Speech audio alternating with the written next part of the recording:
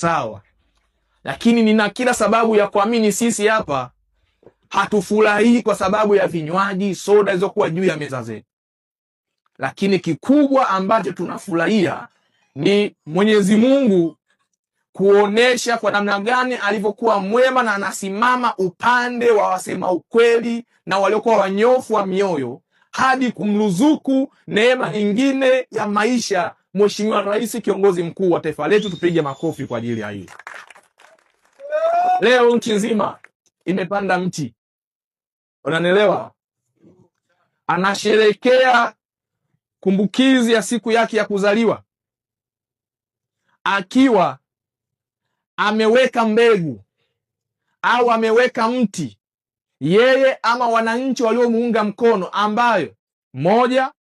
inachagiza katika ongezeko la nafasi ya maisha kwa binadamu, sababu tunafahamu mti unasaidia kuwa protective katika uharibifu wa tabaka la ozone, si ndio? Leo hii anaongeza mwaka mmoja tangu kuzaliwa kwake, huku akiwa amepanda mbegu ya wema ya kuchagiza ongezeko la upatikanaji wa rasilimali ya maji ndani ya taifa letu, kwa sababu tunajua mti unachangia sana katika formation ya maji kwa maana ya mvua. Kweli leo hii ameongeza mwaka akiwa ameungwa mkono na Watanzania walio wengi ambao kwa namna moja ama nyingine wamepanda miti inayochagiza uwepo wa hewa safi na salama kwa binadamu, sio sisi tu, hata kizazi kinachokuja.